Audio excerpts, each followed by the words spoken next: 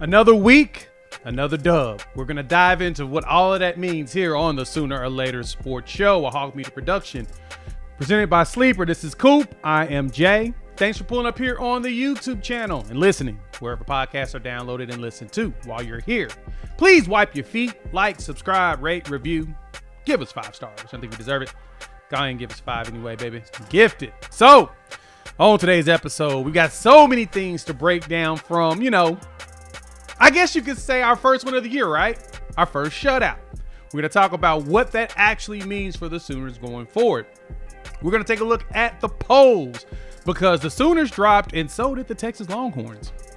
We're going to also wrap things up going around the SEC and kind of what our schedule looks like going forward. Because, Coop, if you really think about it, is it really a gauntlet? Coop, happy Sunday, my man. How are you doing on this fine Sunday evening?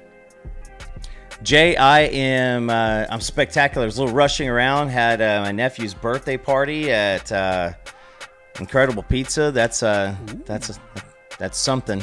But yeah, man, it's pretty good. I do think that this usually is a very, very exciting time of the year, right? Like the OU Texas week hits, and you're like, maybe it's going to give us a little fall feeling outside, but it's going to be like 90 tomorrow. So maybe by Monday or Tuesday, I'll start to feel, I'll start to feel it because it was hot. It was hot out there on Saturday. Oh, I bet it was. And I'm glad that you all went out there to the game. You all endured a lot of it. I know that most of you did not survive the entire game, so we're not going to pretend like y'all were actually there during the heat of the game for some. I know Coop was there the entire time because him and his daughter finally got some autographs and stuff. So it's beautiful to see the players. Michael Hawkins did get his QB1 treatment. The fans were there for him and supportive. So we do appreciate all of that. Yeah, man, we've got to go ahead and break down kind of what went down in this game. So, of course, as y'all know, Sooners won 44-0. Got our first goose egg of the season, which should have been our third, but it's okay. Interceptions did allow for us to not get that. And because of the way this team played, shout out to our guy RDS, Rated Dirt Sports, get your behinds in the water. All the things and proclamations that I asked for, we did not get. Yes, Jenny, please, thank you for reminding of this. We did not rush for 300 yards. We barely got 300 yards of total offense in general. But it did feel like 100% that it was like the Illinois State game. It felt like we were really, getting everybody warmed up. Coop, when you looked at this game, how'd you feel? Coming out of the game, I thought, man, yet again, you throw out a goose egg. It's your first one. You end up 2-0 or +2 on the turnover margin. And there's still a load to coach up. And then, went back and rewatched the game. And I got a lot of thoughts because, man, we scored in our, 7 of our first 8 possessions. Yeah. And we had like 3 other possessions. I mean, like you had 3 possessions in the first quarter, or was it 2? 2 in the first quarter, 3, and so you're like, what, but then also I was like, man, there's a lot of like wide receivers, a little running kind of open, and I had concerns about that, and so going back and rewatching it, I'm like, every single time that I saw something goofy happen, it was 3 guys who hadn't played on the same field, together yet this season. So it's like one of the most coachable, 44-point shutouts you would ever, probably seen. So, I mean, it was sleepy. I mean, Jay, I'll just start out by saying it was a very, very sleepy game. I don't know if I've ever sat down during play before at a game in my life. And I bet I sat 40% of the game. Which it's not a bad thing, I guess you could say. It was what you would have expected out of a game against Kent State. So when you look at the numbers itself, we had 185 rushing yards, 170 passing, 355 total yards in the game. And again, it really, really did feel like we were just out there going through a lot of the motions. This was one of those, as you said, is a coachable game because the film shows you that you kind of just play down to the competition. You're like, we're going to blow them out. Let's just do what we need to do to get right there at the spread and keep going about our day. We did. The fact that we got the shutout is what was most important. That's very, very, very much. And, I mean, Kent State helped us out with that. I mean, they went for like 4th and 4. And that might have been one of the only times of the whole weekend that like the crowd actually like woke up just around the entire stadium, was to get after him on that 4th down. And I mean, I will say this on offense, it felt like there was no pace. It felt very scrimmagey, and as having a bunch of guys out there playing. I'll have my critiques on the offense when we want to do that part, Jay, but I just can't see how, like, it's pretty quiet, middle of the day. Like, the defensive line, those guys probably, the defensive line and anybody playing special teams, those are the MVPs of the day. But everybody else was just kind of like, we know what this is. Yep. Exactly. That, and you could tell what the players out in their minds frame was. I'll say 2 things happened in this game that's most important. One, for the most part, we left this game unscathed. Keep a prayer up for our guy Keontae Lewis. It sounds like he is walking around, moving. They took him off site just for a precautionary, but he's good. Back bothering him. I think I've heard one of the insiders mention it as something spine related, that was the concern, if anything, but all tests were negative for him, so that's a good thing. He's walking around and everything. I know everybody's freaking out about the brick back there that's been there for like 75 plus years. First time anything's ever happened, and unfortunate. It's very unfortunate. Football's a violent sport. We'll keep praying for him. But the thing is, he's good. He's moving around. He's probably not going to play this weekend, which is good. Give him some time to take a break. But you got Giovanni back, and that catch he made was pretty darn impressive. So, hey, welcome back. Weird. Welcome back. Get hung up. I mean, it's like it's kind of like he stopped his body, his legs. It kind of looked like a cartoon, like his ass was going out, his legs and his arms are going forward, and then the defensive back was going a different direction. So it just looked all kinds of funky on it. Looked like if you go back and play NCAA football 2014 and the game glitches on a tackle that's caught in midair and you're just kind of hanging. That's what it looked. It looked like a video game catch and fall. And you're like, wait, he really caught it and I got credit for it. And that's exactly what it looked like. But Giovanni's back. So you get a receiver. You unfortunately lose one, but you gain a receiver. Besides that, you're basically unscathed. And so let's jump right into, we got to talk position ball because that's really the most important. Let's start with the one that deserves all the flowers. We're going to start defense. Before we do that, though, shout out to our partners at Sleeper. If you're not using them for daily fantasy football or daily fantasy sports in general, you are missing out. They are hooking everybody up. They're going to give you $20 just for signing up. No deposit required. Use our promo code UNFAIR, but if you decide to deposit, they're going to give you $100 if you deposit $100. And I jump in there and I play quite often. You just pick 2 or more players, pick more or less, and you can win up to 1,000 times your money, which turns your game days into paydays. So download the app. It's one of the top apps out there. Use our promo code UNFAIR. You're going to get $100 if you deposit $100. But if you decide not to deposit, they're going to give you $20 for signing up. New users only. Terms and conditions apply. See Sleeper's terms of use for details. Thank y'all for pulling up. Hit the like button. New to the channel, subscribe, rate, review, give us 5 stars. We definitely need to give flowers to the most important side of the ball right now in this defense. Coop, we gave up in this game a total of 135 yards. One big play, one big catch, which was a 32-yarder. 35-yarder, which was, I'm going to not lie, that was a very impressive catch. 34-yarder by Ardell Banks. Like, literally, Jordan was draped all over him, and somehow this dude made the catch. Mad props to him being able to figure that out. But we made life difficult for them, only giving up 112 passing yards and 17 rushing yards in this game. It's basically everything you could ask for from his defense. And if there's an MVP on the defensive side of the ball, I'm probably going to give it to David Stone. That dude showed the flip out. Congratulations, dog. That dude, we got what we wanted, man.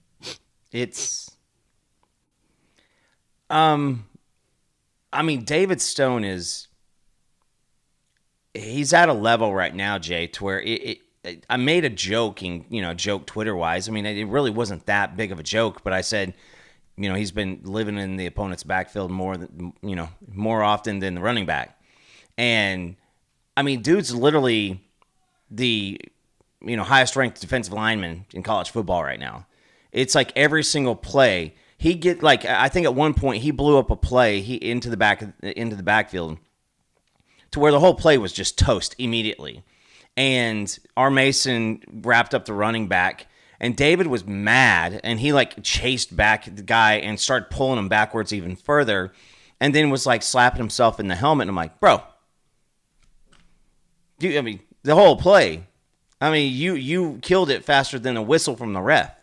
So, just an absolute stud. Stone every single week is just continuing just to show us that he's dependable. That line was great, and they didn't run out Jaden. He's a little dinged up. Gave him some extra breath, and then Don Williams either. Yeah, you didn't have to play either one of your star linemen, and then you get R. Mason Thomas out here causing fumbles. We got 2 turnovers, too. We got a fumble recovery for a touchdown. We got a interception in this game, something that we have desperately needed to have. We got to get our back when it comes to that. The last team in college football to get a turnover. It's like you look at the stats, and it's like you saw a bunch of stats, and then it's like somebody was joking and threw up some sarcasm at the end of it. But it was great. I got to say that Marcus Strong, just more and more of him, it just continues to show that he's it. And then Jay, our boy, Crazy Danny, got himself a sack too. Oh, yeah. Okoye got his first career sack. I posted that on my socials. It was beautiful. Jeannie, if you go follow me on X or search on there, I posted the video of Giovanni's catch. I have to find it and see if I can find one that's not licensed so we can watch it. But Giovanni getting that catch. But no, Danny Okoye, Danny Phantom, got his first sack. Yeah. I'm getting a little emotional. Hold up. It's like I feel like with Danny is like a proud uncle, and I'm gonna go ahead and take the credit. I'm going ahead and take the credit. Taking my daughter, and this is a fun story for everybody, but we got for the walk, and there was just one open spot, and I was like, this actually might be pretty dope. This might be right where the first bus comes off. BV gets off the bus, and I think 2 people kind of got a little nervous, and they stepped back, and so my daughter just right out there and got the fist bump with BV, and she turned around, she's like, wait, that was Coach Venables, and I said, yes, it was. Danny, a couple minutes later, double back, reach back to pat me, and so I think I was the lucky charm, and so I'm just gonna go ahead and throw that out there. I love that. Hank, you were not blind, but in a way you are. They did play. They played 19 snaps, so they didn't play much. That's kind of the point that you made, Coop, is we didn't really play much of our starters. We played 35 defensive players, had at least 1 snap. 26 had at least 10 snaps. We rotated a lot. Stone led the way with 32 snaps, him and Devon Jordan, with Kendall Doby, who's getting himself worked back into game shape. Grayson Halton as well. G-Baby gave us some 27. So you got a lot of snaps from a lot of different people. R. Mason Thomas, of course, led the way in the grades, but we finished 14 pressures, 6. They counted us 6 sacks, which means we had 5 total because we had 2 half sacks. PFF doesn't do half sacks. We didn't hit the quarterback, but we had 8 hurries. But the crazy thing to go along with that, though, is we had 13 tackles for loss in this game. Yeah. 13. Like, the BV stat that I always remind y'all of is the most important one in my personal opinion. The fact that we had 13 tackles for loss this team is doing exactly what we was hoping for. And so, Coop, I kind of want to point this out as well as we talk about the flowers this defense deserves because they've been doing it all season. Now, I know what some of y'all are going to say. Oh, who do we played? Doesn't matter. The team Everybody's in front of played you. about the same type of teams. Michigan's been putting up numbers on folks. Auburn was putting up numbers on folks before they got to us. Kent State, of course, was not. Temple has been putting up numbers, and so is Illinois State against their competition that's not named Oklahoma. This defense is providing you everything that Brent Venables promised us, and goes back to my whole piece of this is why I have been a staunch supporter of Brent Venables. Shout out to Mike Houck, he's basically the SID, the guy that basically handles all of media relations and stuff. He's an associate athletic director at Oklahoma, senior associate AD, communications and digital strategy. He does all of that stuff for Oklahoma, and he put this out there. Brent Venables in March of 2025. Why am I going to call the defense? Because I'm good at it. Good at it. Our defense this is what our defense looks like in all of the key stats going into Texas. I want y'all to take a second and look at this. I'm going to take a sip, and then I'm going to pass it to Coop in a second, but I want y'all to just look at it.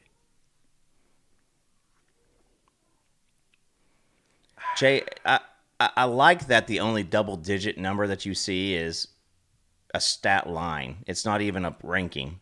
Opponent plays of 10 yards plus. Mr. Saban, I've called you out once. I'm calling you out again. It starts with the line. It's the best defensive line in the country. I think it is not even up for debate anymore. It is full of chaos. It is deep. There are guys who are still learning the game. I mean, this is true sophomores. Yeah, you've got a couple of the older guys on the edge. But Taylor Wine didn't have a lot of stats out there. But Taylor Wine was causing chaos. Danny comes in, has himself a violent sack. Jay, it's beautiful. Like, you look at it and you're like, man, 6th in opponent pass completion percentage. Well, why are we 6th, Jay? Because everybody throws. I mean, if they didn't throw behind the line of scrimmage for quick, easy completions, and then they get blown up for tackles for loss. So I'd like to see, like, what's the, we also, I think we lead in where is it, passing yards. There you go, passing yards per attempt, second. Like, people just, they don't want to throw it downfield on us. They don't have time for it. That's not a safe game plan. So Brent was brought in to change this. This defense was a laughing stock of college football week in, week out for years. And it was. And they're young. I mean, there's an argument that they're going to be better next year. Very much. It's very much there because there's a good chance majority of this defense is back for one more year. But listen to me there. And Coop, you mentioned this. Total defense in the nation right now, our average is 193 yards per game that we're giving up. That is ranked what? Number 1 in the country. Passing defense. We are giving up 118.4 passing yards per game. That is what? Number 2 in the country. Country, not SEC. We've only played 5 games. Some teams have even played 6. But this is the average. We're right behind Nebraska on that one. Rushing defense. We are giving up 74.6 yards per game. That is ranked number 5 in the country. Cool. We literally are doing everything that we've hoped that we would get out of a Brent Venables defense. And I think the one also that's on here, tackles for loss per game. We're averaging 10 of those per game, which is number 1 in the country. If y'all wondered if we were going to be SEC ready, this is literally what Brent Venables was building towards for us to be SEC ready. Very much. Is to do this kind of stuff. And key things, you've got to do this against good teams. Michigan is ranked right now. We're going to talk rank polls and stuff in a bit. They're 15th in the country right now. Their loss is us. They're still balling. They're winning their games. They're playing the games that are in front of them, and they're winning them. The gauntlet for us will come, but the gauntlet's also going to receive us as well. The good thing is, overall, the numbers are great. Yeah, the thing is, when you play an aggressive a style of defense, you're going to give up an occasional big play here and there. But the point is, the overall number doesn't kill you. You're not giving up 10 big plays. You're not giving up 15 big plays, right? Not per game. No sustained drives. You're not giving up sustained drives. Like, and if it was like a BV was giving up 3 or 4 explosive plays per game that led to points, like, yeah. But what was it? Auburn scored 17, right? Their leader in the clubhouse with points scored against this team. And I'm going to go ahead and throw it out. Like, 6 of the points were because we turned the ball over and put the team in the red zone. So it's the stats are based off of Jay, right? The teams that we've played up to this point. And you got two Power 4 teams in there. On top of it, I was told that those teams were going to beat us up. That we were not going to be ready for those teams. This is what I was told. I've been told this by some Sooner fans who were very pessimistic. I was told by the national media. I was told a lot of national media also said Oklahoma's going to be 5-0 walking into this Red River game. But I don't think anybody expected these statistics. And listen, I think that we expected this. And Jay, there's an argument to say that we haven't even played a complete game on defense yet. Not yet. And on top of that, still this is a defense that's doing this with some offensive struggles. Our offense is better than last year, but it's still middle of the pack. Yeah. We're doing it in a very special way. And only 2 turnovers that we just got. Yeah, only 2 turnovers. And then on top of it, there's a lot. I mean, if you go back and watch our shows in the leading up into the season, we said a lot of this stuff was going to happen. You have a team who continues to. These are now BV's guys. These are guys who are coming in, and you're going and selecting a few of these guys out of the portal. You also have. Honey, don't kill me. There's so much I want to say to that, but you've got right now like starters on the defense. I mean, you got Kendall Daniels out of the transfer portal. You got Marvin Jones Jr. and he's 50-50 starter, right? Did he play in this game? I don't remember seeing him. He played a little bit early. Oh, he played. I thought a little bit early. Okay, very light. Yeah, very light. First half. But you were rolling in. I mean, you got Eli Bowen back. He rolled out there, to start off the game. You were rolling Devon. I mean, listen, so many different. I mean, you had so many different combinations of players out there. That Omarion Robinson was in the stat line. I mean, you're rolling in your number 5 safety, your 5 and 6 corners, and I want to throw out another name that is. I think Owen Heineke needs to really be recognized in a faction that we have kind of given him his flowers right to this point. I got to catch up with him after the game. He was talking with my daughter. He couldn't hold his helmet and sign the autograph because of the broken thumb. He shared with me the story about that. And I was like, dude, you really try to run back in there with like a bone sticking out of your thumb? He said they called for a substitution and I was just going to make it happen. And I was like, dude, a broken thumb. So yeah, and he just kind of smiled. And so I was like, I started thinking about that on the way home, and I was just like, I think he's kind of taken that, like, Stevie wants me to say it, it's competitive depth. But I think Owen has taken that, like, just energy leader, just I'm going to always give it 110% since Stutzman left. But this defense knows that, like, there's everything on the table for them. They can do whatever they want to do, and they still have a lot of improvement to go, and that's what's crazy to say. Yeah, and you mentioned it. We haven't played a complete game on the defensive side of the ball yet. No, we've given up some big plays. The way that this defense is built, and Hank said it best, this is what BV said we're going to have. We're going to promise an aggressive, attacking, and relentless defense. The collateral damage to that is that you're occasionally going to leave people wide open. Why? Because you're sending enough of a force that the numbers won't always be in your favor. You know what the good thing is, too, though? That defensive line is getting to the quarterback. Teams have already been pointing out when they watch the film what happens. We are in the backfield. So I totally understand that you feel like there's no overconfidence that should be here, whomever you are. But I think you have to understand that that is the goal. Because this defensive line can go get the quarterback, we ain't concerned about that.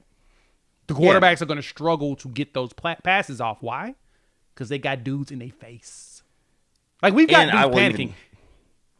And the good thing is, we're going up against, right now, I guess you could say the luck that we've drawn, because I was told that it wasn't going to be lucky. It was going to be so tough that the quarterbacks that we've drawn have not been as good as people have anticipated they will be when they play us.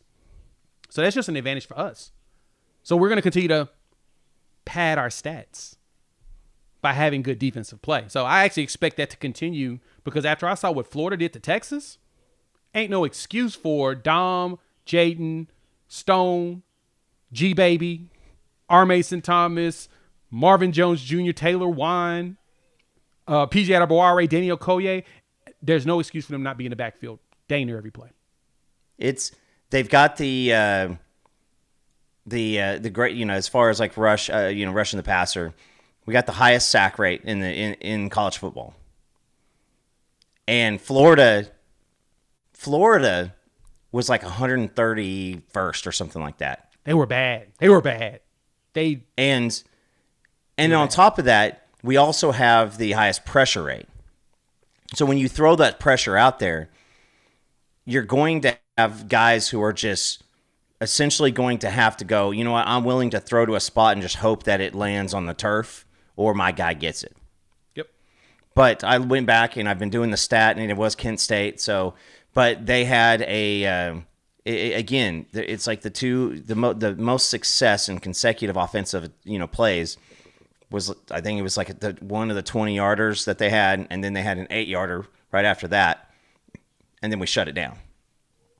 Beautiful defensive play. That's what we've been wanting. That's what we've been signing up for.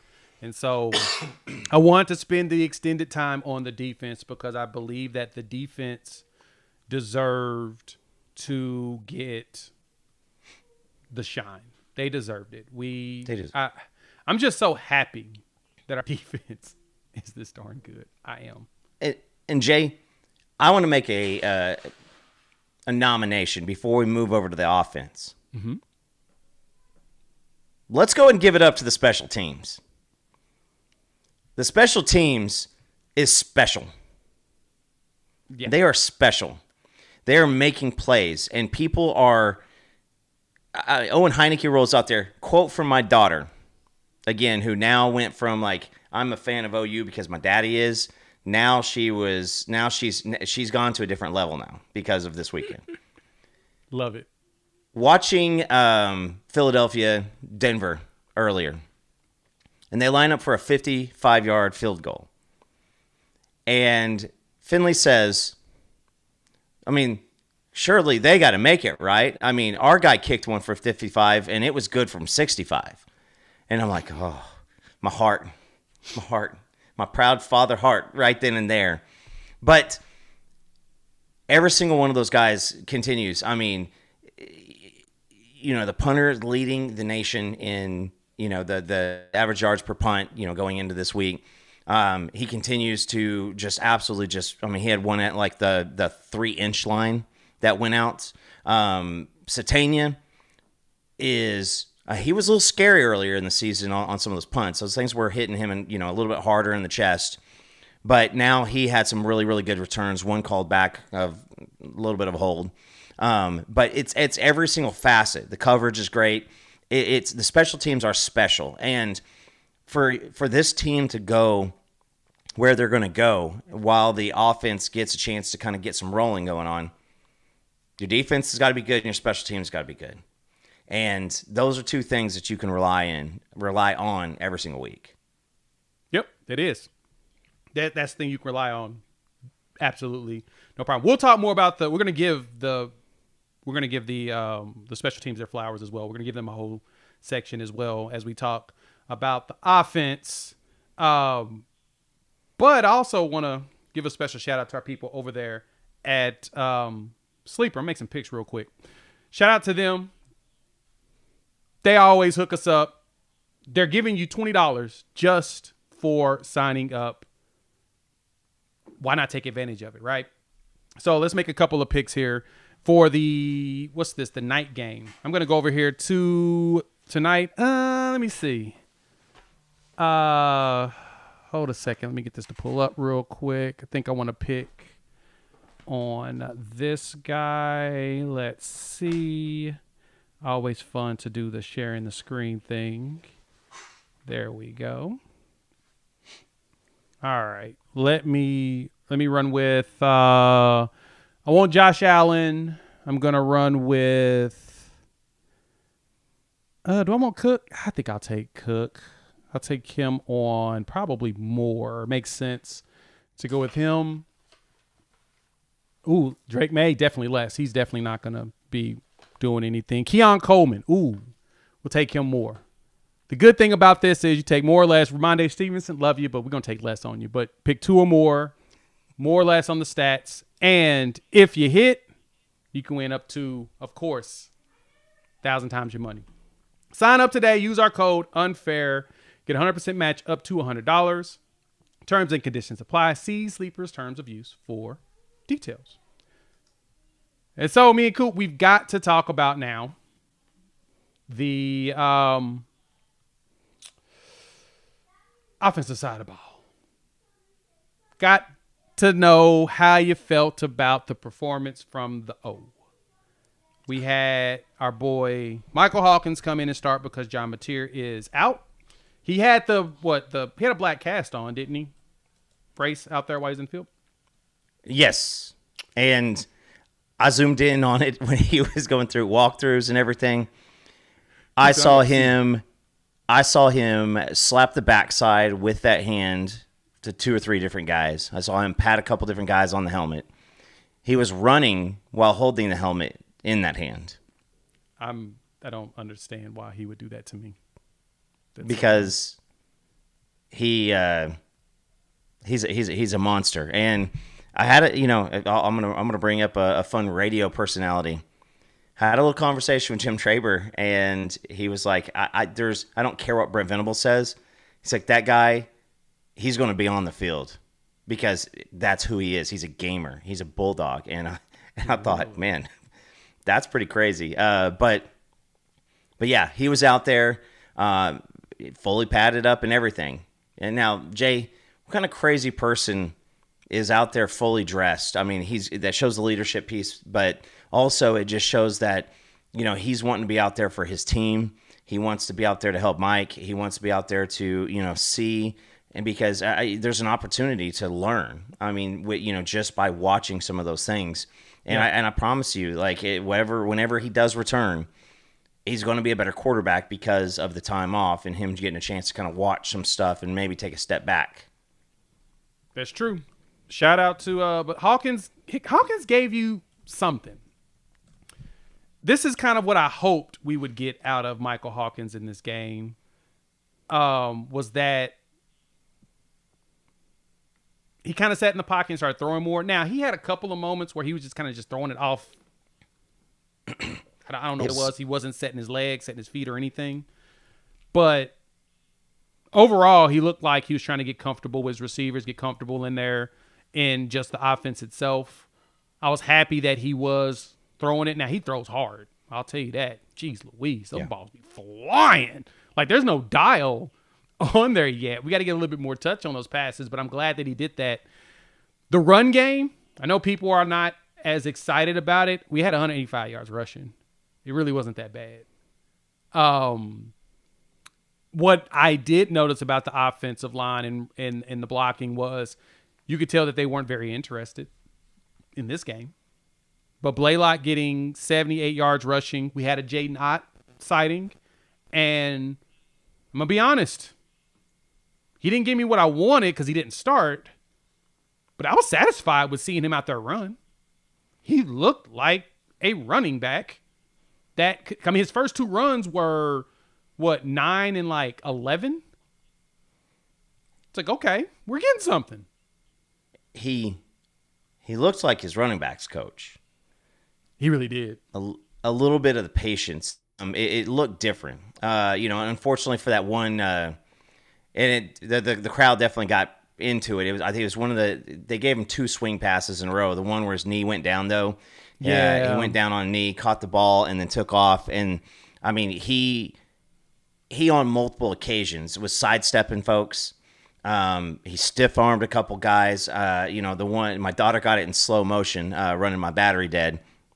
But she got the play in slow motion. It was the second screen pass. It was like the next play after his knee went down.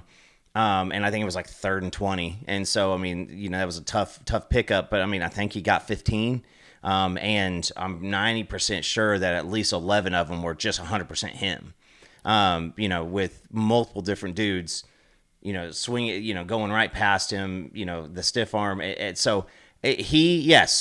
looks like an athlete out there, and it looked different than any of the other guys out there. I still think Torrey Blaylock's probably the best running back we have right now. Yeah, but Ott, he showed life. Yeah, and week over week, our run game that made me more confident that they're going to get better because they've been getting better week over week. So his first run was a 10-yard run. His second run was a 12-yard run. Yeah. That's 22 yards and 2 carries to start. And we've been asking the question of, okay, what are we going to get out of Jaden Ott? We got Coop. That's what we got. What I think we wanted out of him, right? Like, am I crazy to think that? No, because he didn't come start. in. I mean, that's the thing that got me is he didn't start. Yeah, and I don't care. I really don't care. Like, you got 2 guys on the defensive line that start. You get 2 defensive backs that start. And so it is, what do you do when you get your opportunity? And so I will say that with Ott, it goes, okay, if you can get some usage out of him.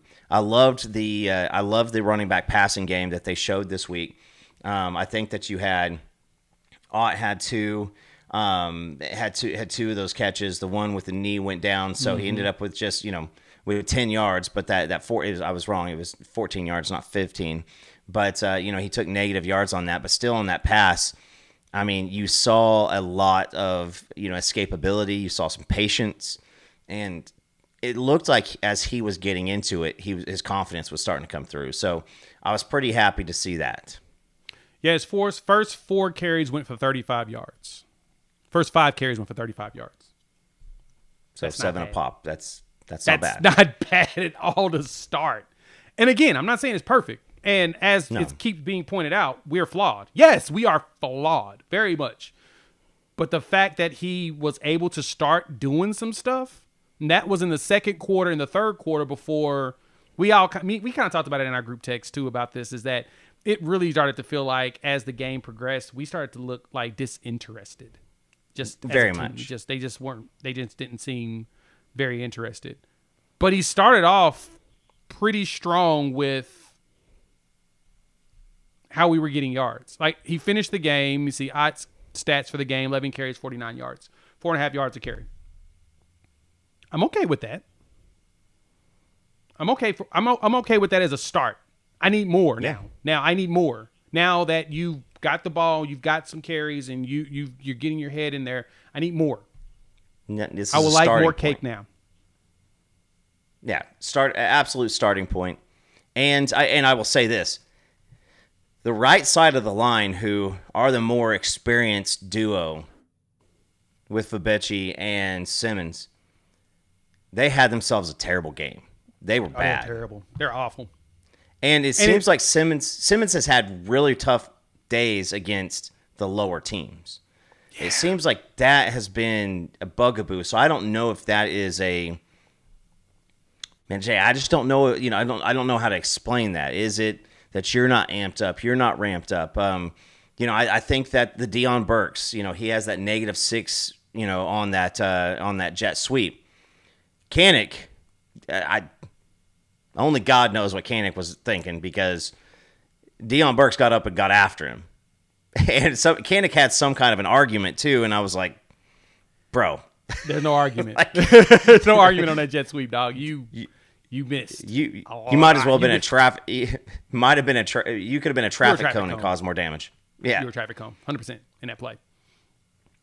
And my expectations would have been that he would have given us more than that, but it's okay because he made it up on that run for Michael Hawkins in for the touchdown. Yeah. He was the one that turned the linebacker, made the hole open, and Michael was able to run through for the score.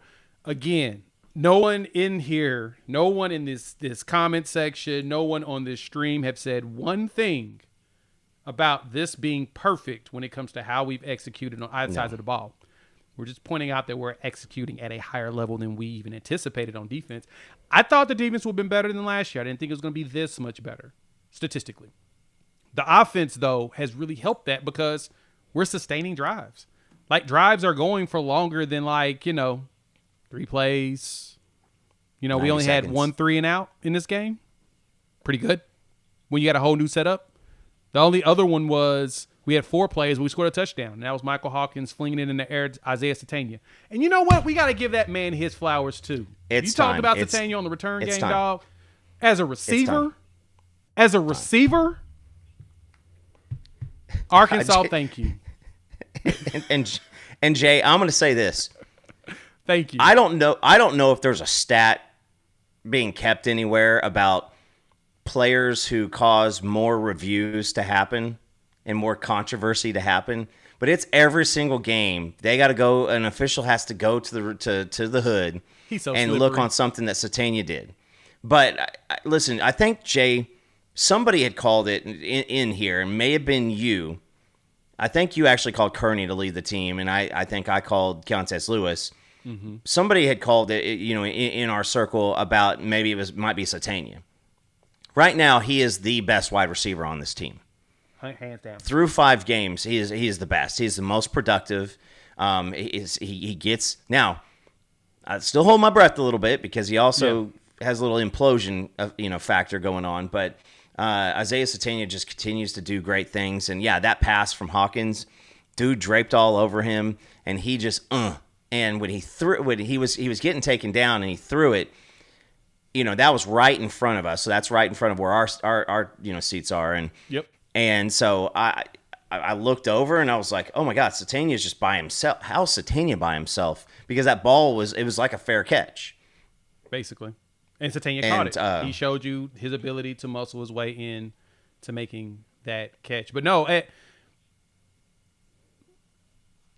I would like more, but I've realized also one thing as these games have progressed, and the question was asked here too. Like we were hoping that and John, you're right. We better, we should later in the season. We ought to run better.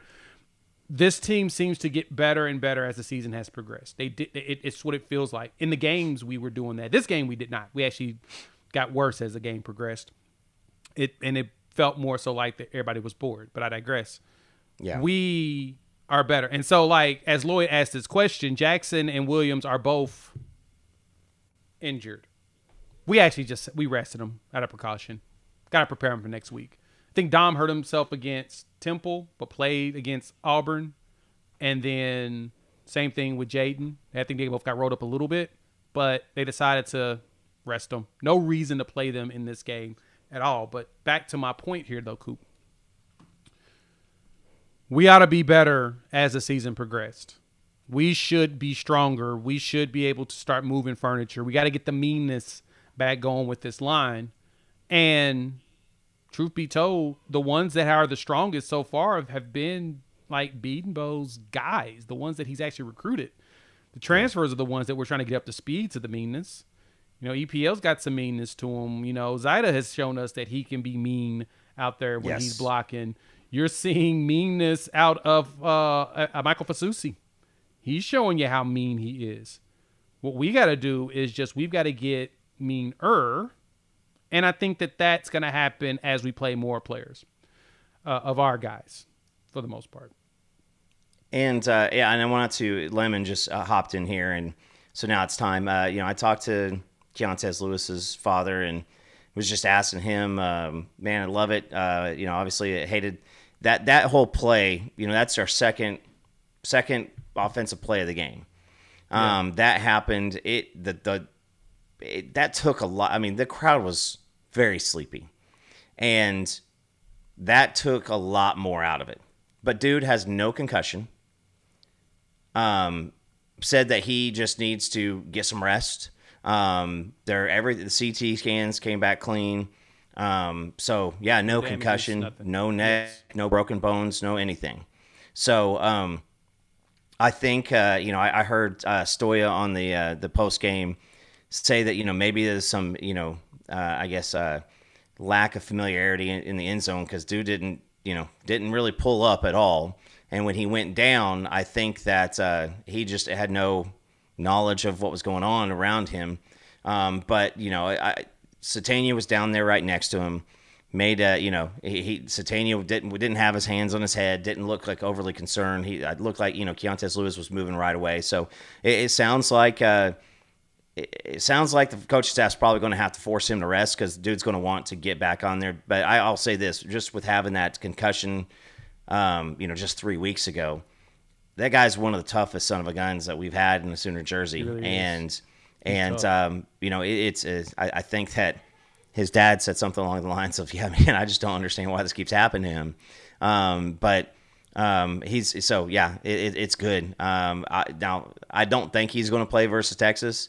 I bet you he's going to ask for it and he's going to want to, but yeah, he's going to be fine. Send him to South Carolina.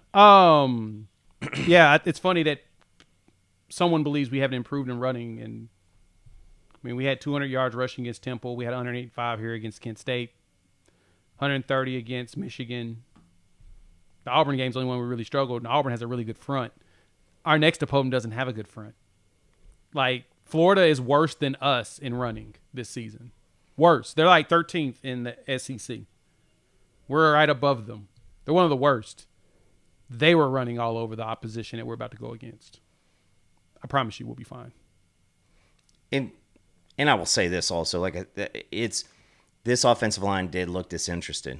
It looked disinterested. It really did look disinterested. It just looked like there was a lot wrong. Now, that you have to you have to bear down. Am I saying that we're going to go out and run for 200 yards against Texas? That would surprise me if that happened.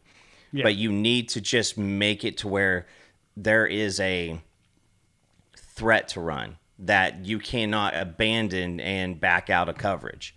And again, we probably didn't run anything too exotic on either sides of the ball this week. And I will say that, yeah, I do think that there needs to be padding on that area in the stadium. But Jay, I've been to about 60 games there, and I've never seen that happen before. It was funny too to even add to that.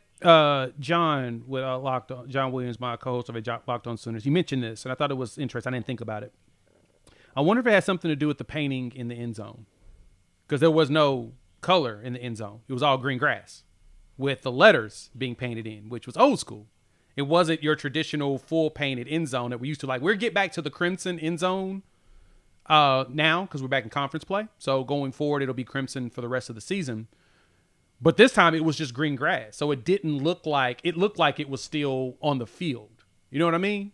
And so when he said that, I was like, I didn't think about it that way. That's a depth type perception thing for a player. If you're just kind of looking at the side of your eye to say, okay, I'm still in the green, so I'm still in the field, without realizing you're actually further back. So yeah, I'm glad that he's okay. I'm glad that, like I said, no concussion, just everything's x-rays are negative. He's walking around. He's probably sore. He'll sit this week, and we'll move forward. I want to give some love to the special teams real quick, and then we're going to talk polls. Thank y'all for pulling up. Hit the like button.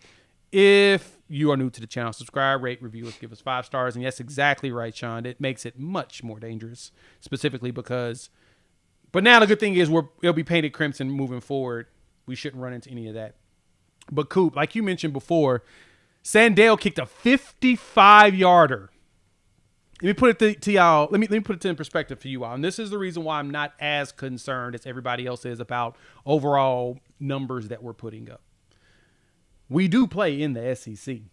We play in a very tough conference where, and this is just me, this is the way I think about it. There's going to be a lot of close games. It's going to be a lot of grind out games. It's going to be a lot of who's the one that's going to put the weight on the other team and push past them. We've shown against Michigan, who's very infamous for having big defensive linemen that go to the league. Auburn puts dudes in the league from their defensive line. We may not be getting the push that we would like all the time, but as the game progresses, we don't look tired like everybody else does. We don't look worn like everybody else does. And so that leads right here into the special team side of it. When you get the opportunity to let your kicker kick deep kicks, kind of need to take advantage of it.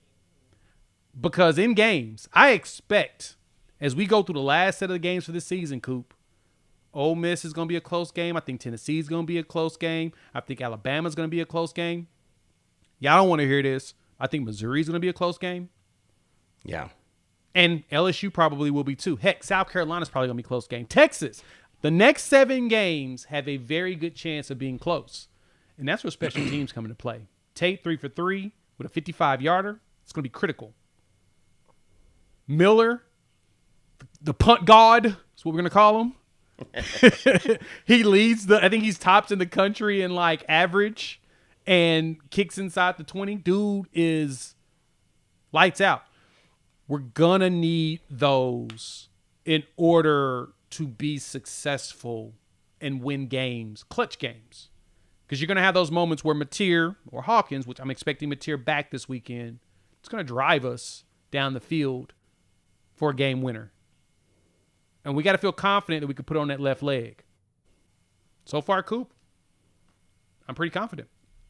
It is. And Grayson Miller actually number 3 in the country. He is behind now, but I think he had a couple short necessity punts here this week. So he never had to boom it because we were taking the ball over, in pretty, positive territory. I don't think we ever got backed up to where he had to really unleash one this week. But yeah, it is. It's the hidden yardage. It's also getting those opportunities where you had, you had the, freedom to run out there for a 55-yard field goal, Jay. And yep. I was like, man, he's about to hit a 55-yarder. I wasn't like, dude, hopefully he can hit this.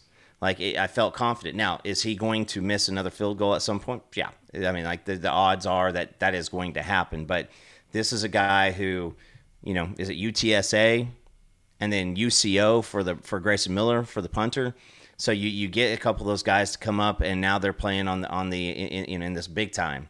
And I believe, Jay, during Texas last year, didn't we miss at least one field goal? I think we may have missed 2 of them. Yeah. So those are hidden. Those are points that you're going to need. And Jay, we want to win games. At the end of the day, you stand with the number going up on the left side. That's what the goal is. And if we go out and we beat Texas 10-3, I'm okay with that. I'll be upset we let them have 3, but I digress. I'm okay with field goals. I mean, I'm realistic. They should be able to get at least field goals. But if we can avoid touchdowns, I'm very satisfied. We'll break down the Texas game later because there's a lot of stats to talk about that. And I know everybody keeps asking about the other running backs we have. They're not playing because they're hurt. Yeah.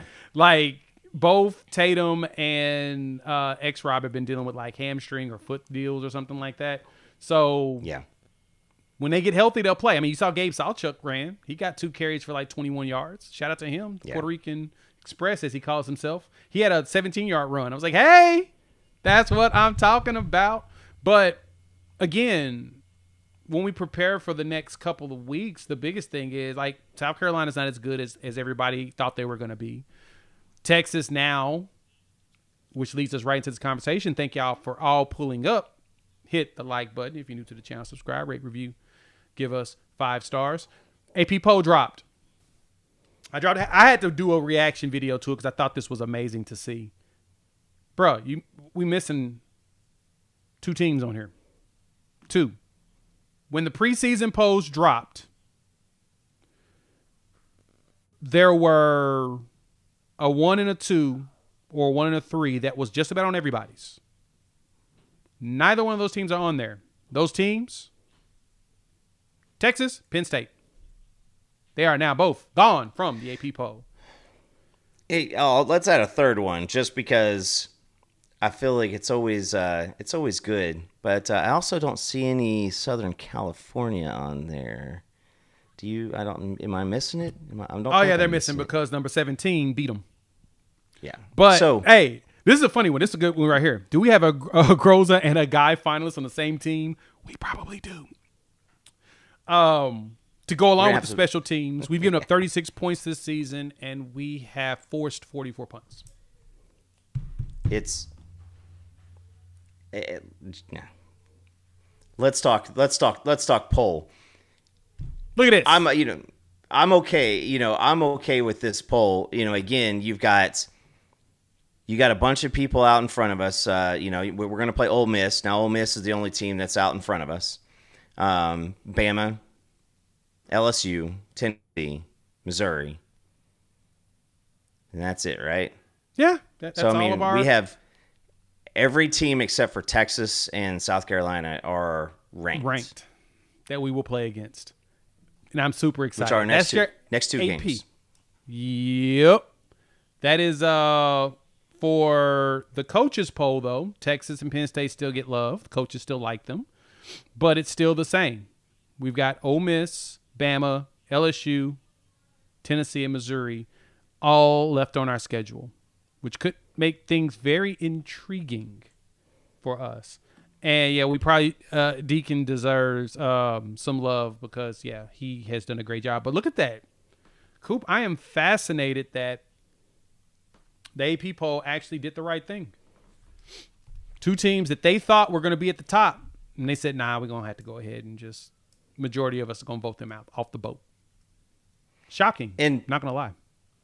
I don't think it is shocking because I think that the media polls are filled out by people who actually do a lot of watching of football. And the coaches majority, polls, majority. In the coaches poll, there's a lot of agendas there, right? And so you may not want to not have Texas ranked or Penn State ranked because you're about to play them. And so you're going to have some of those people who are instructed, hey, let's keep that in there. I think that you got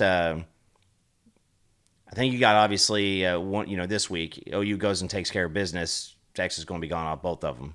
I don't know if Penn State has anybody coming up. I think they got somebody soon. Is it Oregon? I think do they have Oregon this week or is it next week? Is Oregon this coming weekend? Ooh, we got to look at those schedules. I'm actually intrigued now. Let's see. Week 7. No, Oregon's got Indiana because that's where game day is. Yeah, game day is going there for the Indiana game. So, yeah, you're right. Big Ten, let's see who plays this weekend. They play Northwestern at the Crib, so that's going to pull them right back in there. But because they've already lost to Oregon. They lost back-to-back games. Oregon, and then they lost to UCLA. That's right. Iowa, then they have Ohio State, and then Indiana. Good Lord. That's going to be a very interesting back-to-back set after their 2 games. Yeah, it's, like I said, majority do actually watch the games and give us some. And, yeah, Klatt had Texas in their playoffs last week. As the 4 seed. Yeah, he's going to have a lot of splaining to do today. I have to go watch his show and see what he says. But we're just waiting to see, honestly, when we're waiting to see. How can I say this?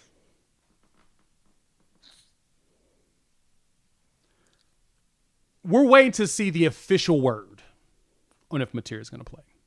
Right now, we are 3.5-point dogs going into Red River because Michael Hawkins is starting. We're waiting to see if Mateer is going to be officially in. And I think that changes. I think we fell in the AP, not only because Texas A&M had a pretty solid win against Mississippi State, who's actually pretty solid this year. Yeah. But we don't have Mateer. BV made a statement on that. And I'm curious, Coop, do you believe him? Do you believe Brent Venables when he says that he doesn't expect for John Mateer to play? Is this gamesmanship? Are we doing this? Yeah, I mean, it is.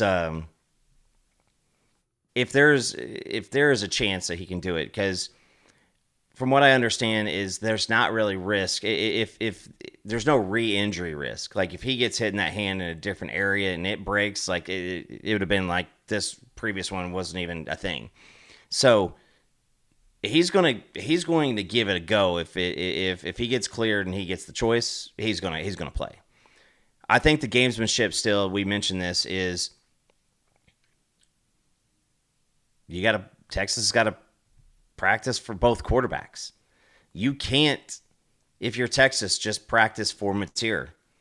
You can't, if you're Texas, just practice for Hawkins. And I know that everybody wants to get, like, it wasn't beautiful, it wasn't pretty. We all wanted it to be a nice little 70-point game, and Hawkins get out there. Guys, I mean, we scored in 7 of our first 8 possessions. A couple field goals, yes. A sack and a bad play and a penalty, drove you back, and so you had to overcome some of those pieces. But I do think that in watching what happened right in the Florida game, and I think he showed up here. Jay, somebody bought tickets right out in front of us. Chad from down in Texas. We were talking. He was watching the Texas game throughout the whole game on his phone, and I was watching the updates. And he finally turned around and he had a picture of you and I on his screen. And his wife said, I don't know much about football, but I know you and Jay. He's like, I know your face. And and so that was kind of cool. So Chad, shout out to you, man. Thanks for joining us tonight. But yeah, I mean, Texas, going back and watch the portion that I did, I mean, Texas got some issues, and there's going to be a lot of openings for us. We did not run any exotic blitzes.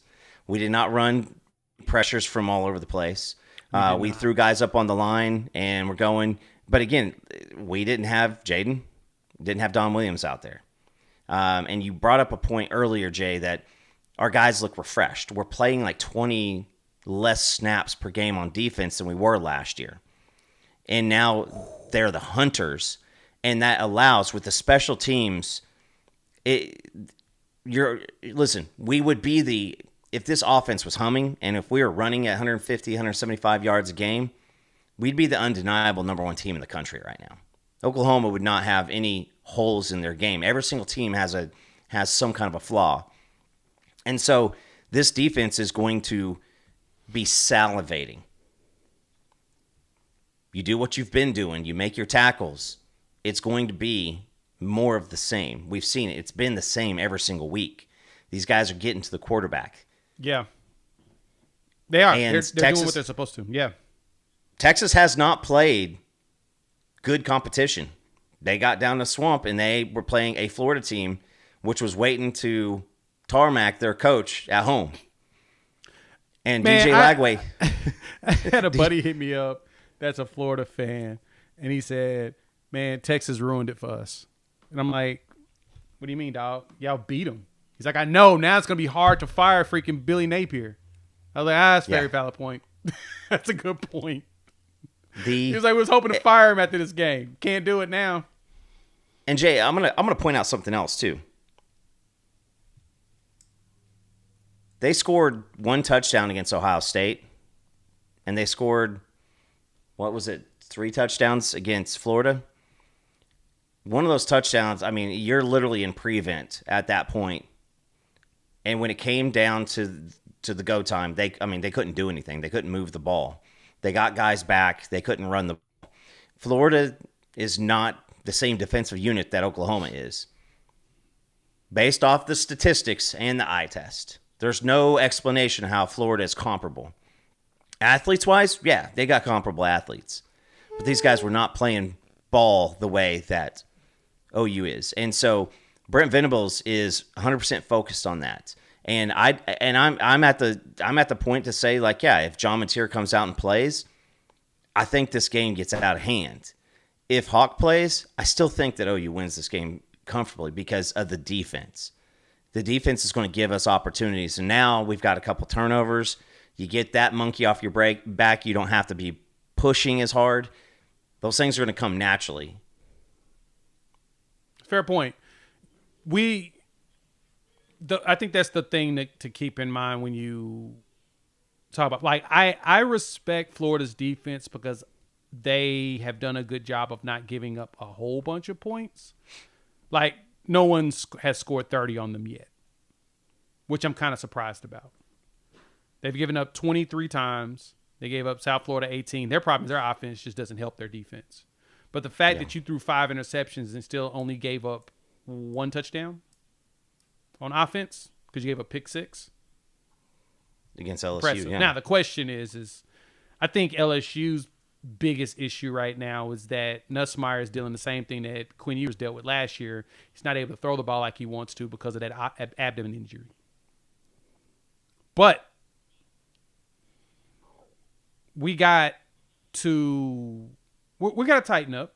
I'm not saying that we're flawless. Again, just a reminder for those in the comment section that think that we don't have any type of that we're saying anything. Like, we're not. We're saying that we've got flaws. We got work to do. But I am very happy where we're at. So we look around the SEC.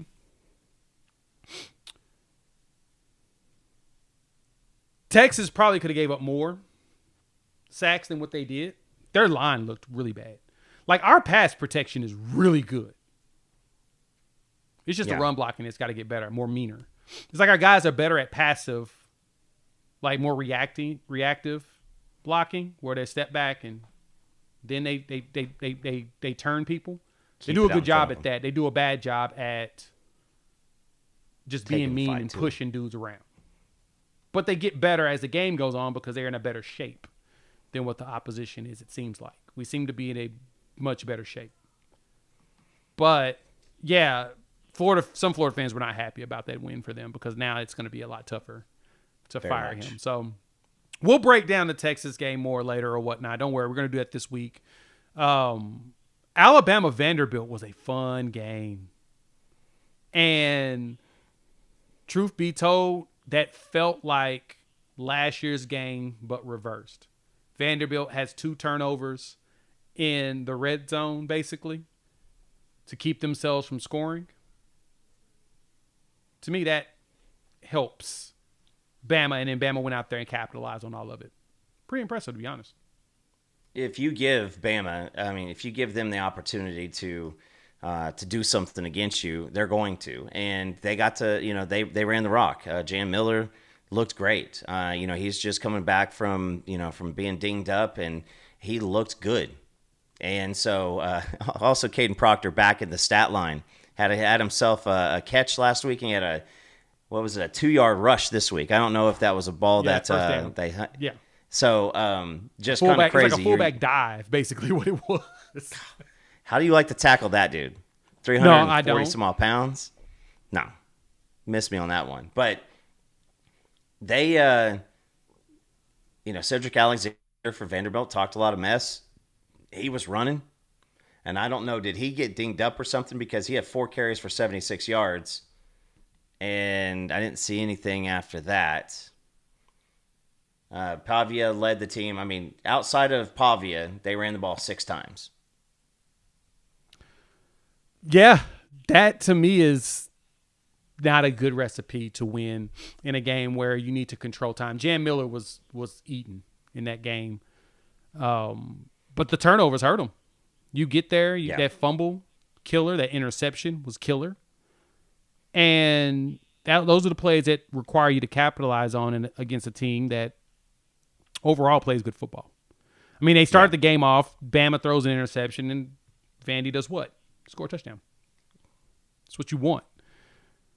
And then when Vanderbilt fumbles in the first quarter, Bama scores a touchdown. It's like, uh-oh, now it's going to get back. Then you start to trade scores, and then that's when things get a little squirrely. You throw an interception. You throw back-to-back interceptions.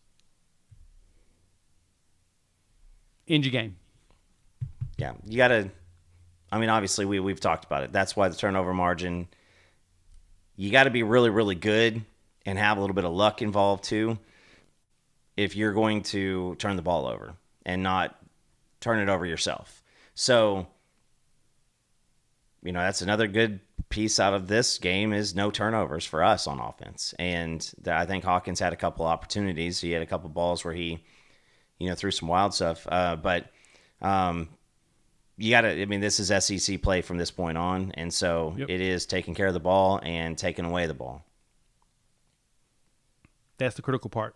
Taking care of the ball and not giving them the ball. I don't know. Let me see. Looking at not too many questions or whatnot. Of course, everybody's asking for where are the Texas fans that usually harass us all the time. They are non-existent right now. The only real ones, I know Frightening Truth is probably listening in. He always comes in regardless of how things go. So he's a real one. I appreciate him. Ben as well. He's great. He came in the beginning. So yeah, it's we got 2 turnovers in this game. So now I think that our luck's going to change there. So we'll hope that we can continue that. I guess the next question, Coop, to me is who gets the first sack in this Texas game very early before we really, because we're going to break it down midweek. I think I'm going to try to get with my guy Steven, see if we can do something on Tuesday to talk about this game. But who do you think gets that sack? I'm going to go David Stone. I know that up the middle, Texas really struggles. That's where a lot of those pressures come from, is up the middle. And you're going to see Stone, Jackson, Halton, Don Williams. They're all going to be spending some time in the backfield. And you can even, you even feel really, really comfortable with, Marcus Strong going in there at this point. And so, here's the thing is I really do believe that this is going to be a game to where if you can run the ball with anything, I mean, like if you can keep close to a 3-yard average, that's going to be good. That's going to be good for whichever team. And but you get it into Arch Manning backfield over and over and over again. You just have to get hands on him. Just have to make it a little uncomfortable for him. And I promise you, all of those defensive tackles are going to have some kind of a competition next week on who gets the most hits, pressures. Yep. And then that doesn't even throw in RMT, PJ. Okoye is going to, Okoye now he's got the taste. So now he's going to have more options or more opportunities. I'm excited to watch that because I see us putting up some tackles for loss and some sack numbers. Sark's going to get the ball out of Arch. He's going to get the ball out of Arch's hands pretty quick. Can't wait to look that up. That's going to be pretty nice. And as Lemon points out, that is a very nice hat, Coop. That is very nice, actually. Okay, see. And Jenny, you're right. We're going to go with that. We're going to pick Stone. Topher says G, baby. Is that first defensive lineman or all in all? Because all in defense. We get to see some slick blitzes this week too. Yeah, because we purposely did not do anything exotic against Kent State because you didn't need to. Our defensive front was getting enough push on its own. We're gonna lose our mind. And Jay, that's another thing is this team leads the country also in pressures by not blitzing. So these guys are getting in the backfield immediately. When you're seeing David Stone, it seems like every single bit of his pressure that he had last year is gone. Like he now is just going out there and playing the game. And I can promise you this, there's going to be a lot of NFL scouts. Dolby for a sec. I like it, Lloyd. You got Dolby, you got Powers, you got Boganowski. You got a lot of guys who are going to be coming in. RSJ. All those guys, listen, they want to go out and they want to win this game. They do. I want to win it too. And so, with that, let's get out of here. We'll talk more Texas this week. We'll have a show Wednesday. I'm trying to get with my Texas friends. We'll try to do something possibly Tuesday night, maybe do a live and go back and forth and do our typical banter. So thank y'all for pulling up. Hit the like button. If you are new to the channel, subscribe, rate, review, give us 5 stars. Check out our people over there at Sleeper. They're hooking y'all up. They're going to give you $20 just for signing up. Use our code UNFAIR. And if you do a deposit, they'll match you at 100% on your first deposit up to $100. We'll see you all soon. Have a great Sunday evening. Thanks.